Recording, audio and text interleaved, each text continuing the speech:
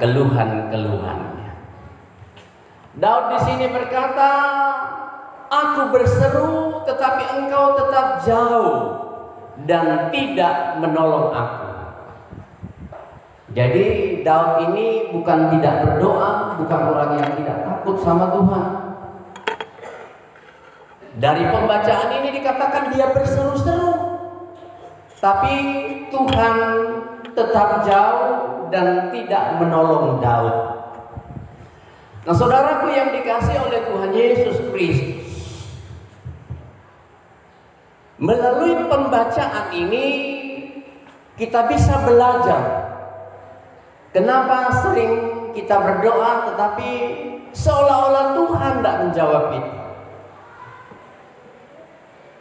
Kalau pertanyaan itu datang dalam kehidupan kita, saudara yang dikasihi oleh Tuhan, maka mari kita lihat Alkitab.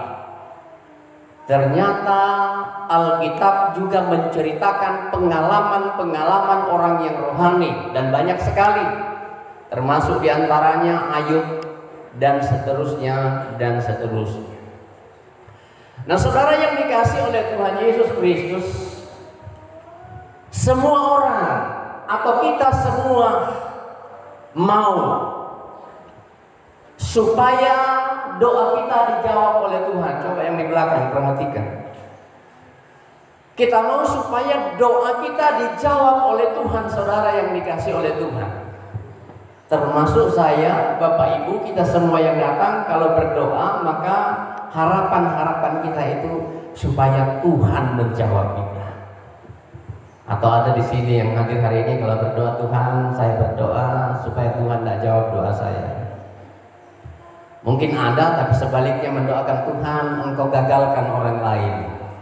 Tuhan, ya, doa kita doa yang negatif, saudara yang dikasihi oleh Tuhan. Tetapi saudara yang dikasihi oleh Tuhan, semua orang, setiap kita pengennya supaya doa kita itu dijawab oleh Tuhan. Jadi kita mau supaya doa kita dijawab. Sama seperti Daud ini. Karena doanya tidak dijawab, itulah sebabnya dia berkeluh di sini, Allahku, Allahku, mengapa engkau meninggalkan aku? Aku berseru, tetapi engkau tetap diam, tetap jauh dan tidak menolong aku. Ya, silakan masuk. Nggak apa-apa, biar lambat karena hujan. Nah, saudara yang dikasihi oleh Tuhan, ya, untuk yang baru datang, Mazmur pasal 22 ayat 1 sampai ayat yang ke-6. Mazmur pasal 22 ayat 1 sampai ayat yang ke-6. Ya, lanjut. Nah, saudara yang dikasihi oleh Tuhan, bagaimana kalau jawaban dari Tuhan adalah tidak? Nah, ini yang dialami oleh Daud. Tuhan bilang tidak. Lalu Daud mengeluh, saudara yang dikasihi oleh Tuhan. Seringkali juga dalam doa kita seolah-olah Tuhan tidak merespon, Tuhan tidak menjawab, Tuhan tidak berbuat apa-apa. Lalu kita berkata, ini Tuhan ini kayak apa? Katanya dia sanggup menolong. Katanya dia Tuhan yang luar biasa. Tapi kok doa saya tidak dijawab oleh Tuhan? Seberapa banyak kita di sini yang sudah berdoa tapi belum dijawab oleh Tuhan, Bapak Ibu? Lalu sewaktu hal itu terjadi dalam kehidupan kita, apa yang menjadi respon kita terhadap Tuhan? Bagaimana sikap kita terhadap Tuhan? Karena Tuhan seolah-olah diam waktu kita sedang membutuhkan Tuhan. Mungkin kita sedang sakit, mungkin kita sedang dalam pergumulan keuangan dan lain sebagainya. Mungkin kita punya pergumulan di dalam pekerjaan, usaha, rumah tangga dan lain sebagainya. Kita sudah berdoa, tapi Tuhan tidak menjawab. Bagaimana respon kita? Apakah kita akan sama seperti Daud ini berkata, Allahku, mengapa engkau meninggalkan aku? Seolah-olah dengan tidak dijawabnya doa kita, kita menganggap Tuhan sudah meninggalkan kehidupan kita, saudara yang dikasihi oleh Tuhan. Jadi saudara yang dikasihi oleh Tuhan Yesus Kristus, melalui pembacaan ini, melalui nats ini, mengajarkan kepada kita tentang bagaimana Tuhan memperlakukan umat-umatnya. Jadi pertanyaannya sekali lagi, bagaimana kalau Tuhan bilang tidak? Kalau kita minta sama orang tua kita, Bapak Ibu yang dikasih oleh Tuhan, terkadang juga orang tua kita bilang tidak. Tidak boleh. Kalau orang tua kita bilang tidak boleh, itu artinya ada maksud di sebalik tidak boleh itu. Bisa nanti kau bahaya. Dan seterusnya saudara yang dikasih oleh Tuhan, lanjut. Nah, umumnya reaksi negatif yang kita tunjukkan di saat doa-doa kita, permohonan kita tidak dijawab oleh Tuhan, saudara yang dikasih oleh Tuhan, maka reaksi yang akan kita yang akan kita sampaikan, saudara yang dikasih oleh Tuhan, yang pertama di situ kecewa. Nah, ini kecewa ini jangan dipelihara Bapak Ibu yang dikasih oleh Tuhan. Karena kecewa ini bisa membahayakan hidup kita, bisa membahayakan karir kita, saudara yang dikasih oleh Tuhan. Kalau orang bekerja kecewa sama atasannya, dia bisa tinggalkan pekerjaan. Lalu yang parahnya itu, penyesalan itu tidak duluan. Karena emosi, karena marah, karena kecewa, lalu dia tinggalkan pekerjaannya. Karena kecewa, emosi sama atasannya, saudara yang dikasih oleh Tuhan. Kecewa juga bisa membuat kita gila, saudara yang dikasih oleh Tuhan. Kecewa juga bisa membuat kita nekat melakukan sesuatu tindakan-tindakan yang bisa membahayakan orang lain. Kecewa juga bisa, saudara yang dikasih oleh Tuhan, merugikan hidup kita. Pak Paulus, saya minta uangnya 20. Pak Paulus bilang, enggak ada. Kita kecewa, masa Pak Paulus baru kemarin borong rumah, enggak ada uangnya. Kadang kita seperti itu, saudara. Kita enggak berpikir, kita enggak tahu bahwa hatinya Paulus seperti apa. Mungkin besok kita tak minta, Paulus bilang ini 20, kemarin itu kamu minta, enggak ada, saudara yang dikasih oleh Tuhan. Jadi kekecewaan itu bisa merugikan kita tidak hanya dalam hal-hal jasmani, tetapi juga merugikan kita dalam hal-hal rohani. Sama seperti Daud ini, saudara yang dikasih oleh Tuhan, mengeluh kecewa kepada Tuhan, saudara yang dikasih oleh Tuhan. Dan kita juga mungkin sudah pernah mengalami pengalaman seperti ini, berdoa lalu kecewa kepada Tuhan. Setia dalam mengikut Tuhan lalu kecewa kepada Tuhan, lalu akibat rohani yang saudara yang dikasih oleh Tuhan, kita mundur dari Tuhan, saudara. Karena kecewa dengan Pak Paulus, karena kecewa dengan tugas dan tanggung jawab kita, lalu kita tak usahlah ke gereja. Di gereja sama saja, malah lebih bikin sakit hati saya. Lebih baik saya di rumah. Jadi merugikan hal-hal jasmani, tetapi juga merugikan hal-hal rohani kita, saudara. Hubungan kita dengan Tuhan yang tadinya baik menjadi terganggu karena apa? Karena kecewa, saudara yang dikasih oleh Tuhan. Makanya itu jangan mudah kecewa. Apapun perlakuan orang terhadap kita, apapun perlakuan Tuhan terhadap kita, kita tidak boleh kecewa. Sebab Tuhan yang tahu jalan hidup kita. Kalau Tuhan tidak kasih apa yang kita minta, itu artinya ada maksudnya Tuhan buat kita. Tentunya maksud Tuhan itu bukan kejelekan, tapi kebaikan kita, saudara yang dikasih oleh Tuhan.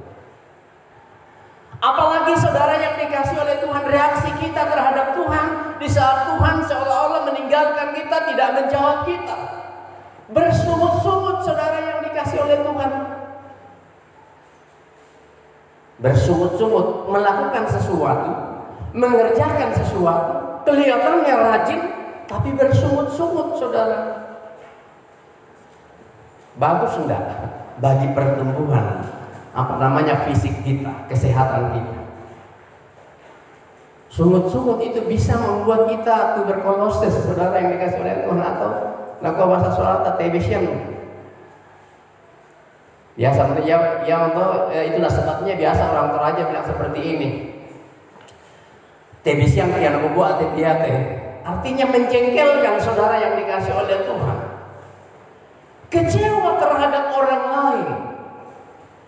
apalagi kecewa terhadap Tuhan. Kekecewaan itu bisa menggerogoti kesehatan kita, saudara yang dikasih oleh Tuhan. Selalu kecewa, tapi tidak pernah bersyukur kepada Tuhan. Coba Bapak Ibu timbang-timbangkan, ukur-ukur. Mana terbanyak kebaikan Tuhan dalam hidup kita atau sesuatu yang kita anggap tidak baik. Paulus setelah umur berapa sekarang? Berapa mu? Dijawab dengan jujur. Jangan sok mudah-mudahan. 41. Paulus sakit berapa tahun? Mana banyak sakitnya dengan tidak sakitnya? 41 tahun belum tentu Paulus sakitnya 2 tahun. Tapi hitung tinggilah 2 tahun sakitnya. Tapi kita tidak pernah merasa bersyukur terhadap kebaikan Tuhan yang memelihara, menjaga kita selama lebih dari 30 tahun. Lalu kita punya masalah 1 tahun, itu kita persoalkan dalam hidup itu. Tuhan, kenapa Engkau jadikan aku seperti ini? Kenapa Tuhan suruh kita selalu bersyukur? Karena Tuhan tahu Dia melakukan yang terbanyak dalam hidup kita dibanding apa yang kita lakukan untuk Tuhan, saudara. Contoh, saudara yang dikasih oleh Tuhan, gaji kita. Kita digaji umpamanya 3 juta. Diminta 10%. Kalau naik gaji 10 juta, makasih 1 juta. Aduh, terlampau banyak. Tapi kita tidak pernah perhitungkan bagaimana Tuhan mengangkat kita sehingga hari ini kita ada sebagaimana ada. Bersungut-sungut saudara yang dikasih oleh Tuhan. Apalagi saudara reaksi kita di saat Tuhan seolah-olah tidak menjawab kita, mengeluh. Apa rendah? Kita ke gereja juga sama.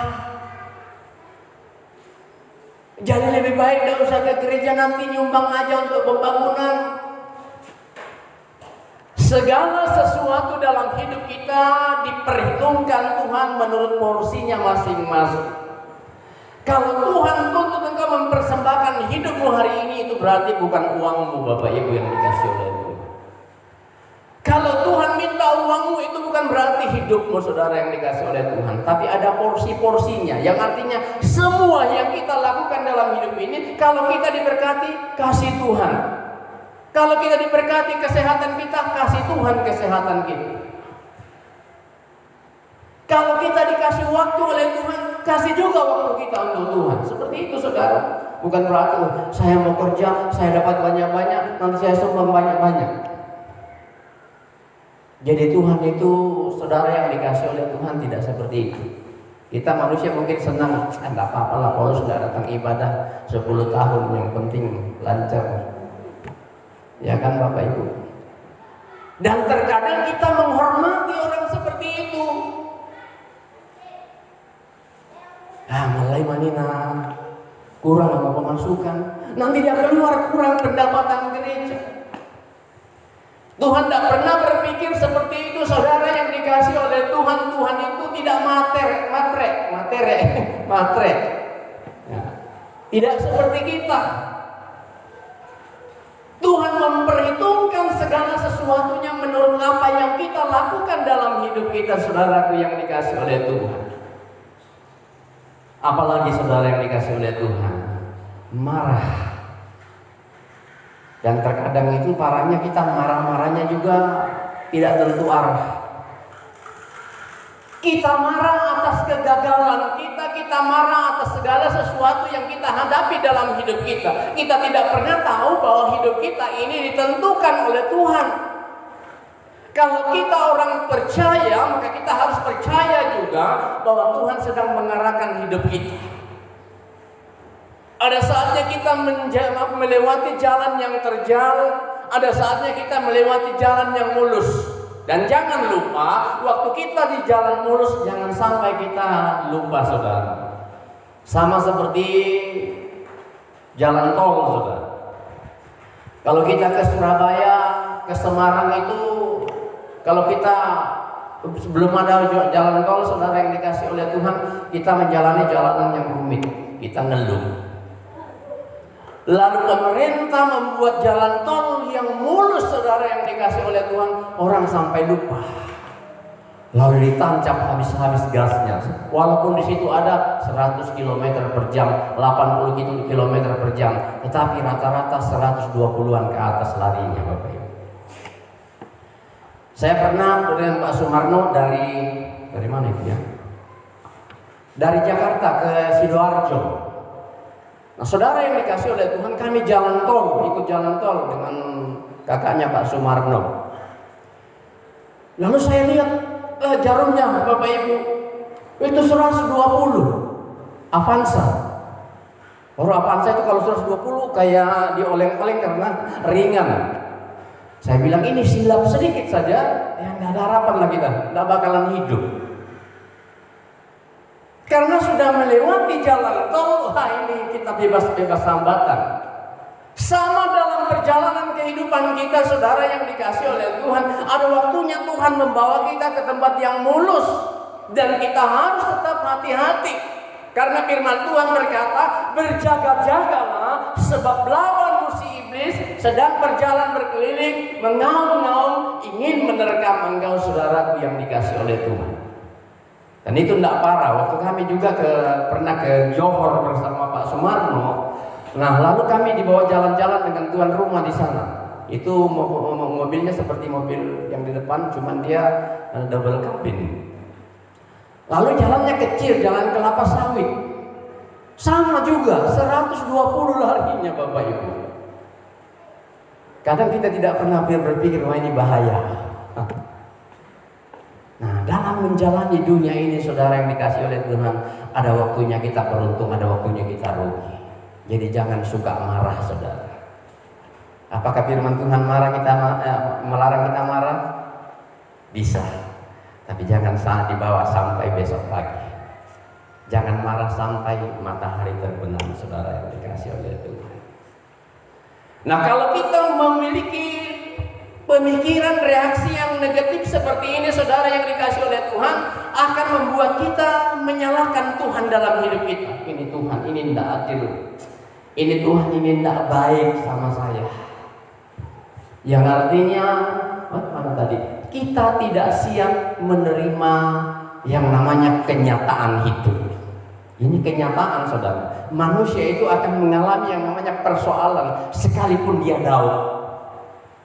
Sekalipun dia Ayub, yang firman Tuhan berkata orang yang saleh pada zamannya, tetapi tetap mengalami persoalan-persoalan hidup dalam menjalani kehidupan ini, saudaraku yang dikasih oleh Tuhan.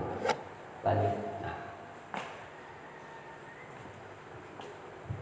biasanya kita melihat begini, ada orang yang kita lihat beruntung terus, lalu kita ini seolah-olah Tuhan tidak pernah jawab doa kita.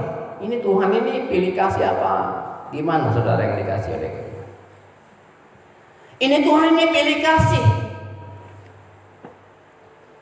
Kita berpikiran jika Tuhan tidak mengiyakan, tidak menjawab doa kita atau menolak permintaan kita, kita beranggapan Tuhan pilih kasih.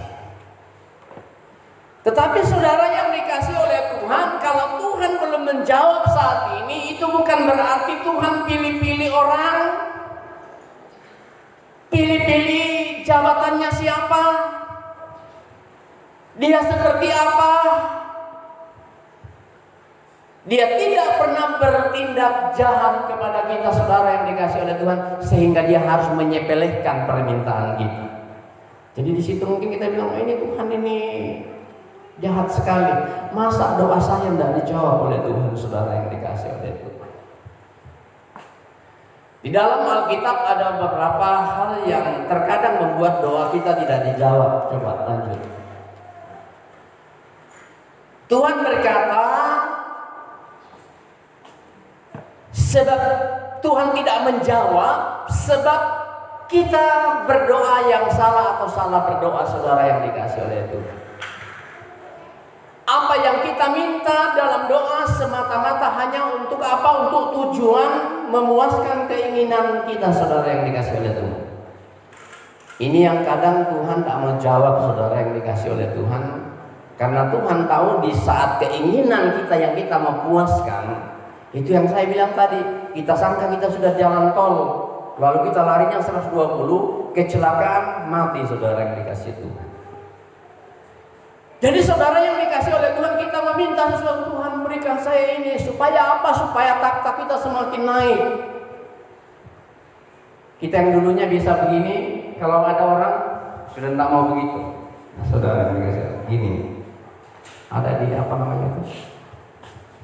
Membusungkan dada.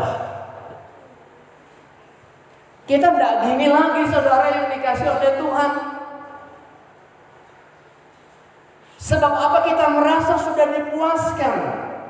Dan itu yang kita minta dalam hidup kita, supaya kita diberikan posisi, kedudukan, kehormatan saudara yang dikasih oleh Tuhan, sebagaimana yang ditawarkan kepada siapa? Salomo. Tuhan suruh minta kekayaan, kedudukan, panjang umur. Salomo tidak pilih. Tuhan minta hikmat, saudara yang dikasih oleh Tuhan. Bukan meminta kepuasannya, ya Tuhan kasih saya kekayaan, kalau saya kaya, saya gampang bantu orang. Prinsipnya gitu kan Bapak Ibu. Kalau Tuhan kasih kaya kita bisa bantu-bantu orang. Kalau Tuhan kasih umur panjang, kita bisa melayani Tuhan lama-lama. Apalagi tadi? Satu, umur panjang. Kalau Tuhan kasih kita kedudukan, sama seperti Ahok, dia bilang, kalau Tuhan saya kasih saya kedudukan, saya bisa berbuat kepada banyak orang. Mungkin pada dasarnya benar saudara yang dikasih oleh Tuhan, tapi itu pada dasarnya kita sedang menginginkan meminta sesuatu untuk kebutuhan jasmani kita. Nah, itulah sebabnya di dalam Yakobus pasal 4 ayat 3 berkata, atau kamu berdoa juga tetapi kamu tidak menerima apa-apa karena kamu salah berdoa, sebab yang kamu minta itu hendak kamu habiskan untuk memuaskan hawa nafsu. Kita meminta, Tuhan saya minta ini untuk apa? Untuk nafsu kita. Itulah sebabnya ada contoh di Alkitab. Contohnya di mana? Di mana? Yo. Anak yang sulung. Anak yang terhilang. Ya. Dia minta sama bapaknya. Dikabulkan enggak? Dikabulkan. Nah, sewaktu dikabulkan, apa yang terjadi? Dia pergi memuaskan keinginannya, hidup dengan perempuan-perempuan nakal dan lain sebagainya. Akhirnya dia jatuh miskin, saudara yang dikasih oleh Tuhan. Alkitab mencatat ini saudara supaya kita mikir bahwa tidak segala sesuatu yang Tuhan jawab dalam hidup kita itu akan membahagiakan kita. Akhirnya dia pulang juga kepada bapaknya. Syukur-syukur dia pulang kepada bapaknya, saudara yang dikasih oleh Tuhan. Seandainya dia tidak pulang, ya dia akan seterusnya makan makanan babi, saudara yang dikasih oleh Tuhan. Jadi Tuhan tidak menjawab karena alasan itu, saudara yang dikasih oleh Tuhan. Apakah yang kita minta itu untuk kebutuhan rohani kita atau keinginan kita? Tapi kalau kita minta sama seperti Salomo minta hikmat, saudara, dengan hikmat itu Salomo menjadi orang kaya, saudara yang dikasih oleh Tuhan. Walaupun Salomo akhirnya jatuh, saudara yang dikasih oleh Tuhan. Yang lanjut. Nah, terkadang jawaban Tuhan terhadap doa kita adalah tunggu dulu, nanti sabar. Dan kita susahnya di situ, kita tidak mau sabar, saudara yang dikasih oleh Tuhan. Kita tidak mau sabar dalam menunggu, dalam menantikan jawabannya Tuhan. Nah, sehingga saudara yang dikasih oleh Tuhan, karena tidak mau sabar, maka banyak orang berpendapat bahwa menunggu adalah pekerjaan yang sangat membosankan, sehingga kita tidak sabar dalam menanti-nantikan Tuhan, saudara. Menunggu adalah pekerjaan yang sangat membosankan. Betul tidak Bapak Ibu? Tapi kalau kita bertani, akhir-akhirnya kita menunggu juga. Ini anjing. Tutup tuh. Kita tanam sayur, saudara yang dikasih oleh Tuhan, diperlukan kesabaran untuk mendapatkan hasilnya. Kalau tanam sawi kurang lebih 30 hari. Mulai dari nyemai, tanam, cabut, kurang lebih 30 sampai bahkan lebih. Tanaman-tanaman yang lain 2 bulanan atau 3 bulanan. Tanaman jangka panjang lain lagi. Tahunan Bapak Ibu yang dikasih oleh Tuhan. Kalau kita sebagai petani tidak sabar, yang mana bisa kita menuai Bapak Ibu, bisa kita cinjak ini tidak berbuah. Jadi saudara yang dikasih oleh Tuhan, segala sesuatu itu memerlukan kesabaran dalam hidup kita. Tuhan bilang tunggu 3 bulan baru berbuah. Sabar engkau. Tapi karena kita tidak sabar Bapak Ibu yang dikasih oleh Tuhan, kita mau membuat sesuatu berbuah sebelum waktunya. Nah, akibat dari ketidaksabaran itu saudara yang sudah pindah. Akibat dari ketidaksabaran itu saudara yang dikasih oleh Tuhan, tidak sabar menunggu jawaban daripada Tuhan. Nah, saudara yang dikasih oleh Tuhan, seringkali membuat kita membuat kita gagal, menemukan kegagalan dalam menunggu penggenapan janji Tuhan dalam hidup kita, saudara yang dikasih oleh Tuhan. Ini yang menjadi penyebab kegagalan kita karena kita tidak sabar. Saya sudah 2 tahun ke gereja, doaku itu terus. Padahal Tuhan bilang kamu tidak minta pun saya tahu apa yang kamu butuhkan. Jadi semua manusia itu pada dasarnya dipelihara oleh Tuhan. Kalau Tuhan izinkan kita hadir di dunia ini, maka Tuhan juga memelihara kita. Tapi Tuhan meminta daripada kita supaya kita bersyukur, supaya kita mengasihi Dia sebagai sumber dalam kehidupan kita, saudaraku yang dikasih oleh Tuhan Yesus Kristus.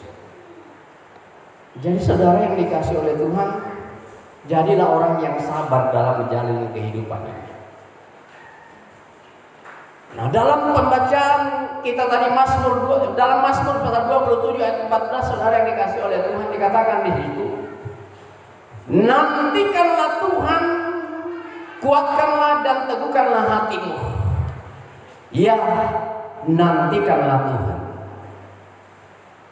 Daud yang tadi mengeluh, saudara yang dikasih oleh Tuhan, akhirnya di sini dia berkata, nantikanlah Tuhan, kuatkan dan teguhkanlah hatimu. Kita juga yang menantikan janji-janji Tuhan. Firman Tuhan juga mengajak kita hari ini. Dia berkata, nantikan Tuhan, kuatkan dan teguhkan hatimu. Ya, nantikanlah Tuhan. Jangan kecewa, jangan marah, jangan mengeluh. Ucapkan syukur setiap hari. Ada hal-hal dalam hidup ini, saudara yang dikasih oleh Tuhan, yang sulit untuk kita pecahkan sebagai manusia. Itulah sebabnya terkadang kita maunya instan, saudara yang dikasih oleh Tuhan. Dan itu, ya lanjut, instan itu sifat alaminya manusia. Sehingga manusia berusaha menciptakan segala yang instan-instan. Bumbu instan-instan, makanan instan, dan itu berdampak kepada kesehatan saudara yang dikasih oleh Tuhan.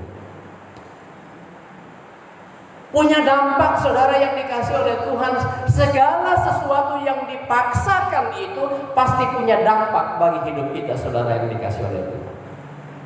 Tapi kalau kita menantikan waktunya Tuhan dalam hidup kita, saudara yang dikasih oleh Tuhan, maka kita akan menemukan sesuatu berkat yang matang, yang memang sudah waktunya untuk dipanen, saudara. Beda, saudara yang dikasih oleh Tuhan, kalau Bapak Ibu beli buah naga di kota, lalu ada di kebun saya buah naga. Yang di kota itu masam, tapi yang saya tanam manis, bukan main. Kenapa? Karena matang, tidak dipaksa, saudara yang dikasih oleh Tuhan. Sudah waktunya panen, baru dipanen. Nah, dalam hal kerohanian kita juga, saudara yang dikasih oleh Tuhan, kita harus menunggu atau menantikan janjinya Tuhan. Kalau belum waktunya Tuhan, jangan marah. Jangan jengkel. Jangan salahkan Tuhan. Waktu Tuhan. Nah, karena kan lagunya seperti itu, saudara yang dikasih oleh Tuhan. Sabar, saudara yang dikasih oleh Tuhan, artinya pantang menyerah, saudara yang dikasih oleh Tuhan. Orang yang sabar itu pantang menyerah. Mana operatornya di belakang? Orang yang sabar itu, saudara yang dikasih oleh Tuhan, pantang untuk menyerah, saudara yang dikasih oleh Tuhan. Itulah sebabnya ketika pertolongan Tuhan sepertinya berlambat-lambat, karena kita tidak sabar, saudara yang dikasih oleh Tuhan, lalu kita pun menyerah. Menyerah berdoa, menyerah ikut Tuhan, menyerah melayani Tuhan dalam kehidupan kita, saudara yang dikasih oleh Tuhan. Kenapa? Ini akibat dari ketidaksabaran kita. Belum waktunya Tuhan kasih, kita sudah nuntut, Tuhan mana janjimu? Saudara yang dikasih oleh Tuhan, Tuhan memang berjanji, tapi Tuhan menjanjikan hal yang terbaik dalam hidup kita, bukan yang instan-instan. Tuhan, ada uang di kantongnya Paulus, bisa apa Tuhan buat begitu, saudara? Tinggal itu ada di kantongnya Paulus, tapi bisa baik atau tidak manfaatnya buat kita, saudara yang dikasih oleh Tuhan. Nah, berdoa atau melayani Tuhan itu, saudara yang dikasih oleh Tuhan, membutuhkan konsistensi dari orang yang melakukannya. Konsisten, saudara yang dikasih oleh Tuhan. Kalau mau jadi orang Kristen, jadi orang Kristen 100%. Kalau mau berdoa, berdoa. Kalau melayani Tuhan, layani Tuhan sungguh-sungguh. Jangan setengah-setengah, ada persoalan mundur lagi. Ini maju mundur namanya. Makanya belum ada namanya PT maju mundur, karena maju mundur itu tidak bagus. Maju 1 bulan, mundur lagi. Nah, ada anak-anak itu beta kaya itu sama seperti itu. Beta miskin lagi, saudara. Habis kaya, mundur miskin lagi, saudara yang dikasih oleh Tuhan. Karena kita seperti itu, saudara, tidak konsisten.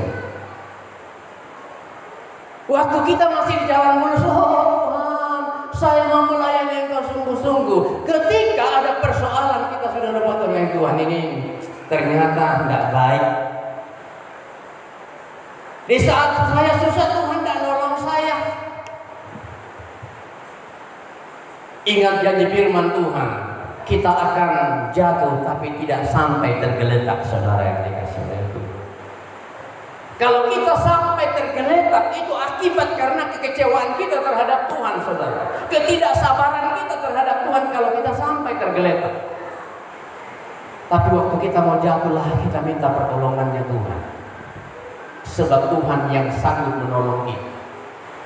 Jadi apapun yang dipercayakan Tuhan terhadap kita, saudara yang dikasih oleh Tuhan, lakukan dengan konsisten. Jangan setengah-setengah, jangan separuh-separuh hati. Orang yang setengah-setengah hati tidak beruntung dalam hidupnya, kata firman Tuhan. Orang yang setengah-setengah hati melayani Tuhan, setengah-setengah hati menjadi orang Kristen, tidak akan pernah beruntung dalam hidupnya. Yang artinya tidak pernah menuai, menikmati hasil dari pengiringannya kepada Tuhan. Itulah sebabnya Tuhan menegur, kalau kau mau panas, panas terus. Kalau kau mau dingin, dingin terus. Masuk di AC. Kalau panas, masuk di api saja, saudara yang dikasih oleh Tuhan. Nah, Tuhan Yesus menasehati kita agar berdoa dengan tidak jemu-jemu. Itu namanya sabar. Tuhan, saya membutuhkan ini. Tuhan tidak jawab, tapi kita doa terus lagi. Itu namanya sabar. Sama seperti kalau kita mau nyebrang jalan, kendaraan banyak, kita mau nyebrang tidak jadi, ya kita tunggu lagi. Itu namanya sabar, saudara yang dikasih oleh Tuhan. Sehingga ada kejadian, ada orang Malaysia nikah sama orang Toraja. Dia sangka Indonesia itu kampung. Jadi ceritanya pulang ke Sulawesi, Nah, saudara yang dikasih oleh Tuhan, jalanan di Makassar itu lebar-lebar. Lalu saudara dia jalan-jalan mau pulang sudah susah mau nyebrang. Kendaraannya laju-laju, jalannya lebar, dia samakan di keke saudara. Akhirnya dicari. Kenapa? Dari tadi saya mau nyebrang tapi nggak bisa.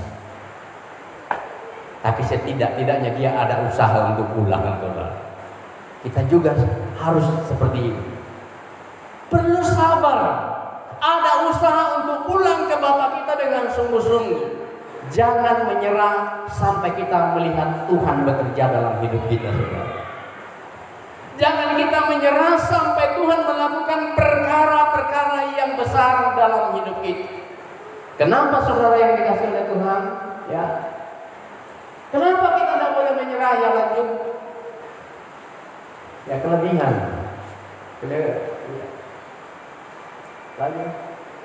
Lagi? Ya, bukan. Salah ini. Nah, itu tadi. Kenapa kita tidak boleh menyerah? Sebab Tuhan tahu yang terbaik untuk hidup kita. Kalau hari ini Tuhan belum menjawab doa kita, itu berarti Tuhan mau memberikan yang terbaik. Bukan Tuhan tidak mau menjawab, tapi ada waktunya Tuhan dalam hidup kita yang kita harus tunggu dan nantikan, saudara yang dikasih oleh Tuhan. Tuhan tidak sengaja mengulur-ulur waktu. Ya lanjut. Tuhan tidak sengaja mengulur waktu-waktu untuk memberkati kita, saudara yang dikasih oleh Tuhan. Tapi Ia tahu, Tuhan tahu waktu yang tepat dan terbaik bagi kita, saudaraku yang dikasih oleh Tuhan. Dia tahu waktu yang tepat dan waktu yang terbaik bagi kita untuk Dia berikan, saudara. Kadang juga Tuhan mau bikin kejutan, saudara. Kita juga seperti itu. Biasanya kepada anak-anak kita bikin kejutan. Nah, sehingga sekarang ada yang namanya prank. Nah, di sini pernah di prank di sini. Dimarah-marah sama ibu gembala. Ulang tahunnya, saudara yang dikasih oleh Tuhan. Sampai si Kesia. Tante, janganlah kasih pulang Desi. Dimarah-marah.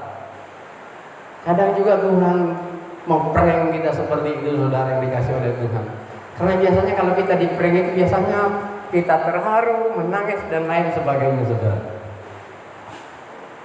Jadi saudara yang dikasih oleh Tuhan, Tuhan itu tahu waktu yang tepat, Tuhan tahu waktu yang terbaik.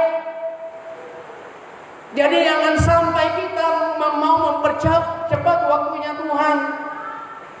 Sebab apa? Sebab waktu Tuhan itu tidak pernah terlambat atau terlalu cepat. Tidak sama dengan kita.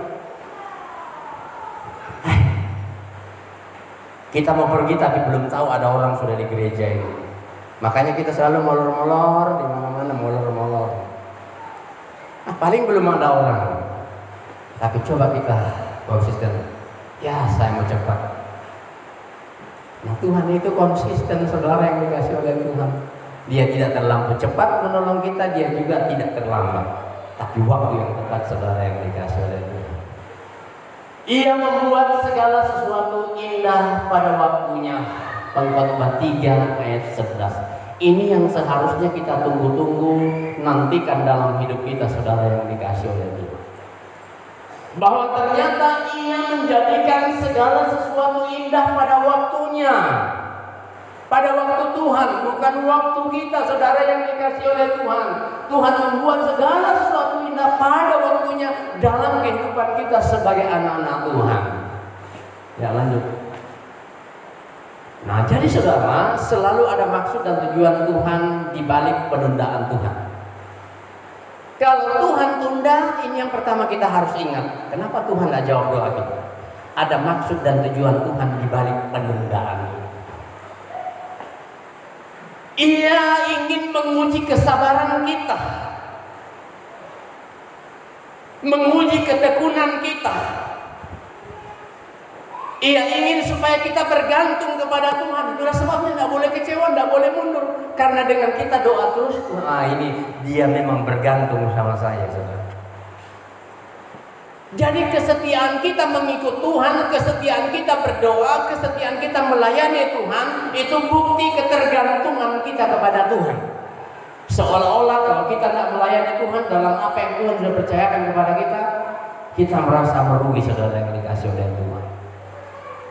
Mengajar kita bergantung kepada Tuhan, menguji kesabaran kita, menguji ketekunan kita, saudara yang dikasih oleh Tuhan. Dan ingat, janji Tuhan itu adalah ya dan amin. Sesungguhnya waktunya akan datang, demikianlah firman Tuhan, bahwa aku akan menepati janji yang telah kukatakan, saudara yang dikasih oleh Tuhan. Ini Tuhan berbicara kepada kita, Yeremia 33 ayat yang ke-14.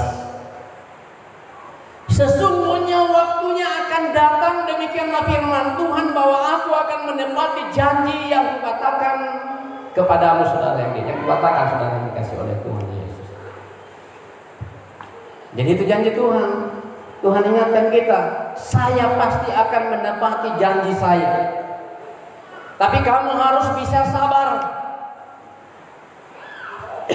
Kamu harus setia dalam mengikut Tuhan, saudara yang dikasih oleh Tuhan.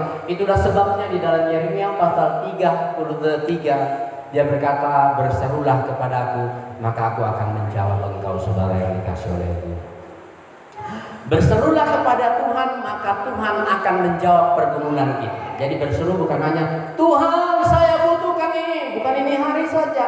Berseru itu artinya dalam 1 kali 24 jam, saudara, kita harus terus berseru kepada Tuhan.